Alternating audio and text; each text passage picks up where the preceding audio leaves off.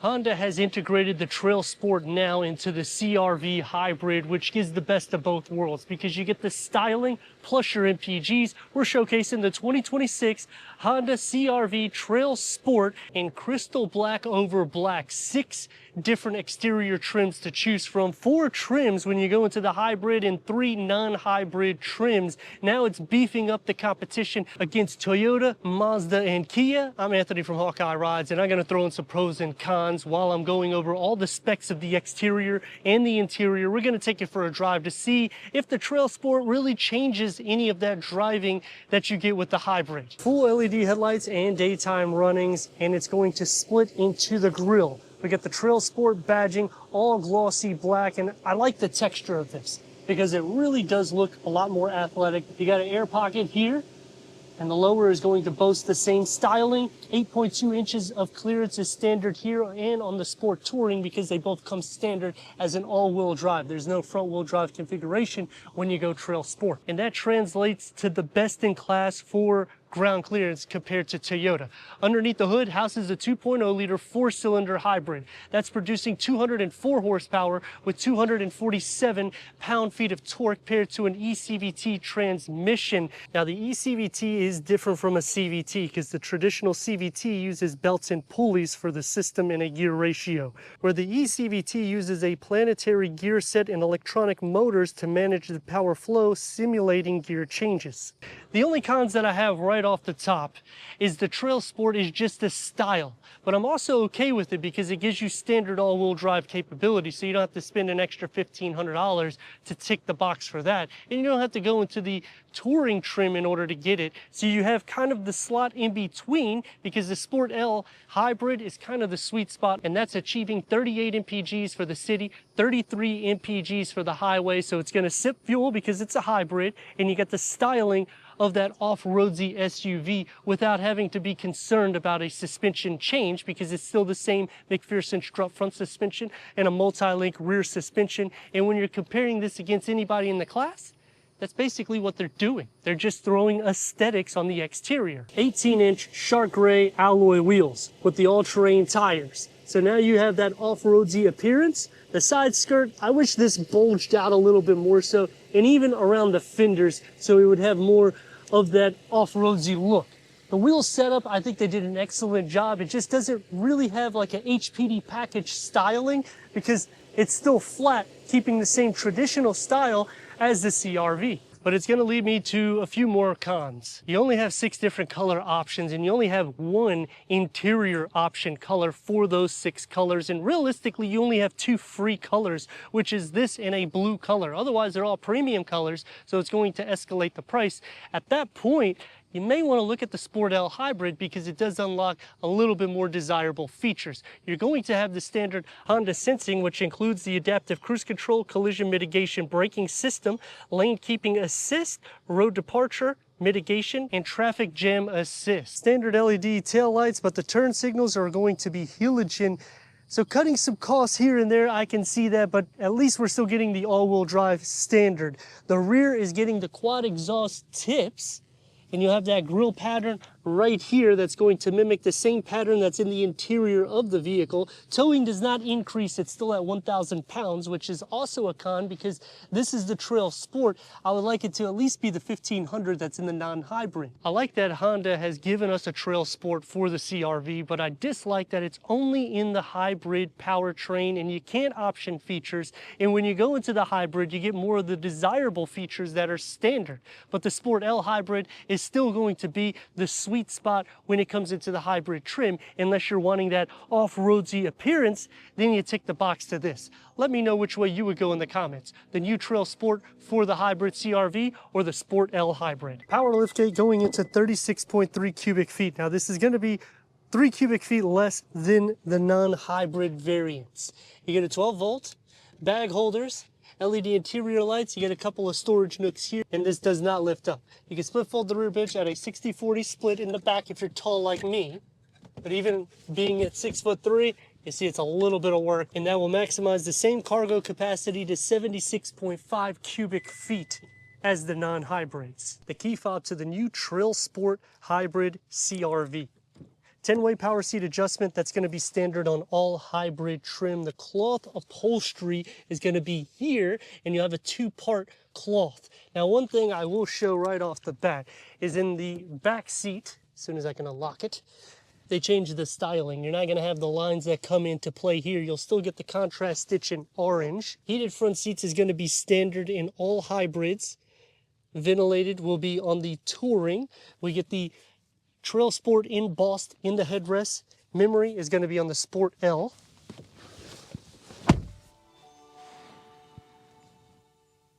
I like the welcoming that they do. 320 watts is going to start here with 8 speakers. The Sport trim will have 6 speakers with 240 watts, and the Sport L will have the same speaker layout as this. The Touring will get the Bose sound system. 9-inch infotainment is standard across all trims. The honeycomb comes into play here, so I like the seamless air vents that are similar to the Civic. It's not a driver focused setup, so you have plenty of space for the passenger. So you can think of this as a Civic lifted up. The only con that comes into play here is this is manual seat adjustment. The Sport L hybrid will have the power seat. Let's fire it up.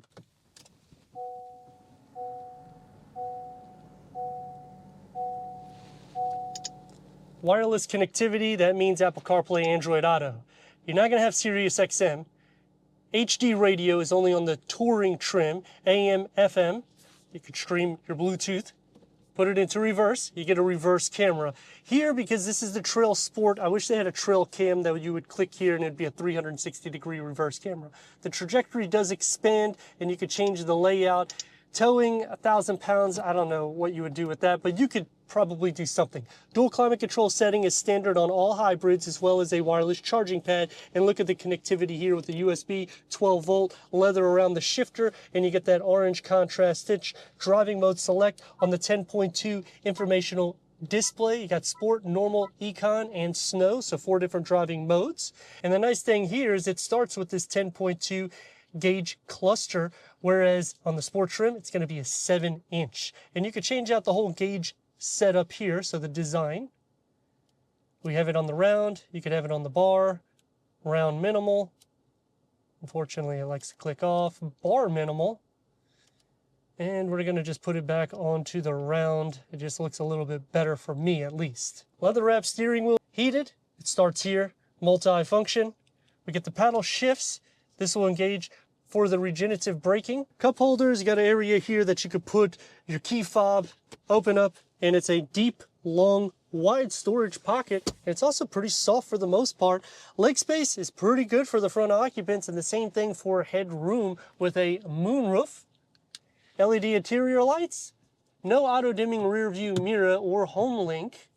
Door panel and dash, it does configure it together nicely, and you get this glossy black with the pattern, and I like that they put the pattern here because with gloss black, usually what happens is it leaves fingerprints everywhere.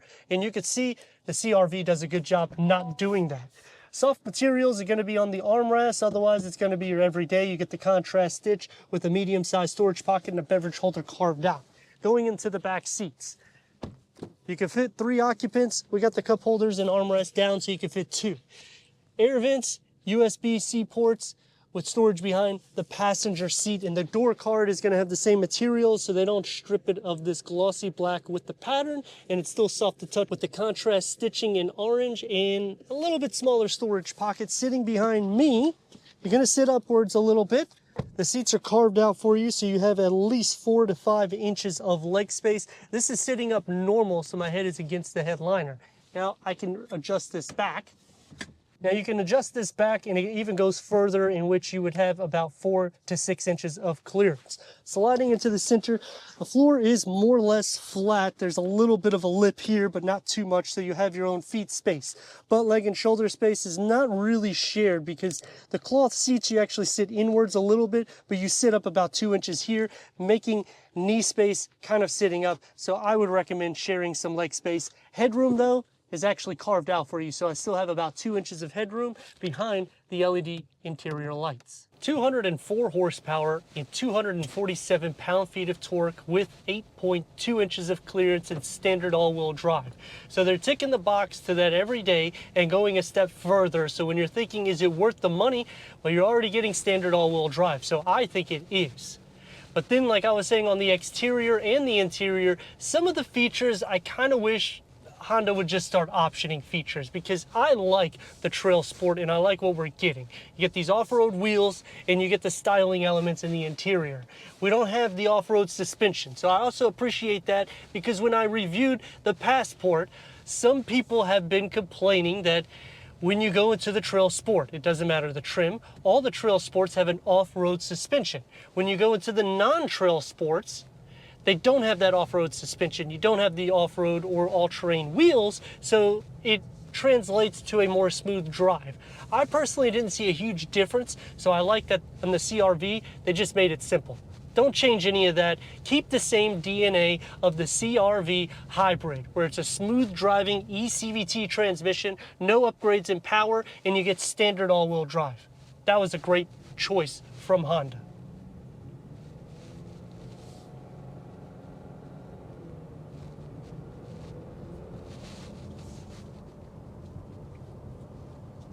Quiet in the interior because we have active sound cancellation, and that's standard on all trims. All-terrain tires, I mean, this road's pretty smooth. I will take it on some other roads that have some more imperfections because they're doing a lot of road work over here, so you can see the difference.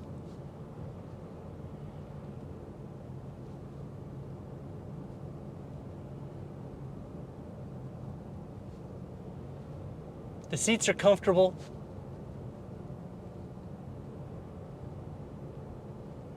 And you're not constantly hearing the engine. It actually stays at a low RPM.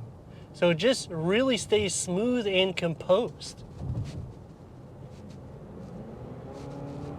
Now obviously if you mash the gas pedal, you're gonna hear the engine roar a little bit, but that's, you know, to be expected. I got it engaged in sport mode just to see some performance.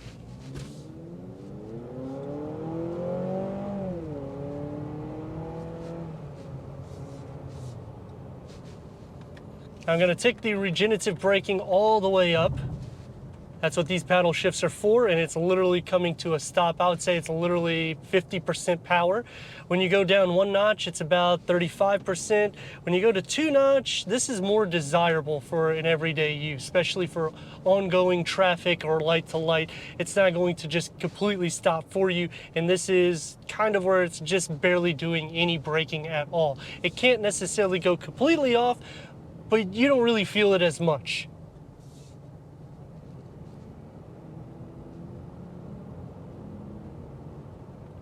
Mashing on the brake, stops on a dime.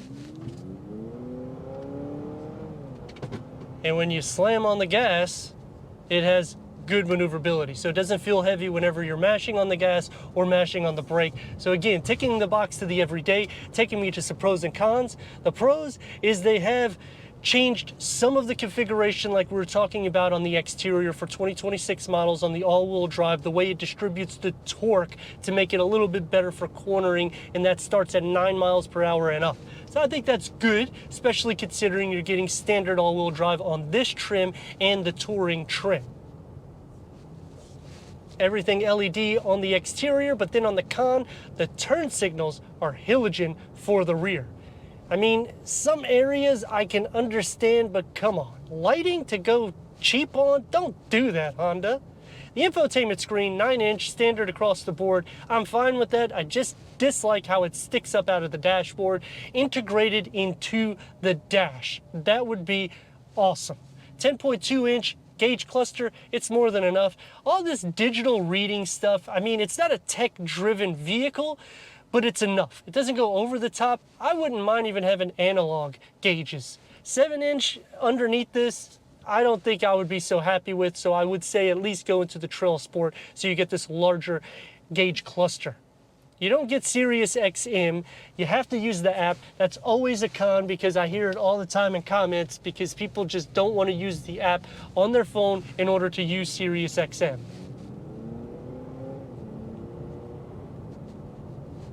To get the vehicle motivated, you're going to be hitting more of the, I would say 40 to 50%, which is kind of normal. It's not that long or wide of a vehicle. For maneuverability purposes, it doesn't feel heavy either, so the steering is light. You don't have a lot of feedback.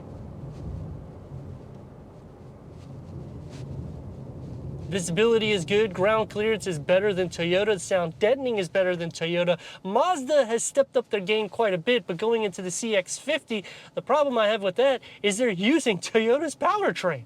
So it's gonna be, it's like a Toyota Mazda mixed in. The suspension I like a little bit better in Mazda, but come on, using that powertrain? I feel that Honda needs to change some of the interior design though, because it's just been too simplified for too long, making it more of an everyday or A to B type of driving vehicle.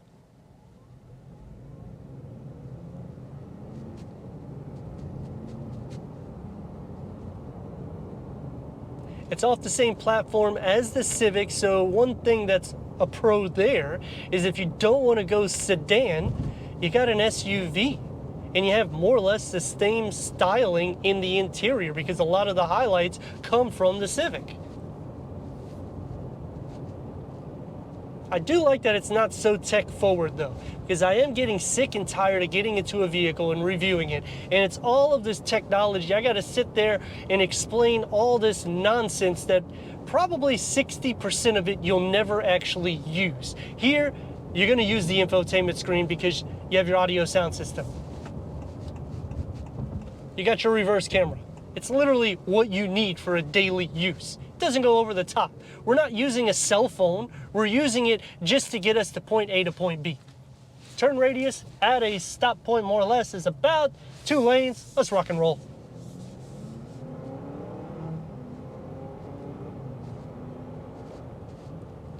Now doing this, you're not going to be getting the best MPGs, and another thing to note is when you buy these vehicles, any of the hybrids, what usually happens is you're not getting the best MPGs at the beginning. It's kind of like a breakthrough or break-in period where it's actually going to drink a little bit more fuel than it should, and then it starts kind of tapering off and getting you those better MPGs. So if you do purchase one of these vehicles, take that in consideration and usually start registering your miles after about 750 to 1200 miles. That's when you'll finally start getting what you should for your MPGs. And then another downside to a hybrid is when it's colder, you can start losing some MPGs there. And the only other thing that I can nitpick, you get 14 horsepower over the non-hybrid. The price does increase a lot more so going to the hybrid trim.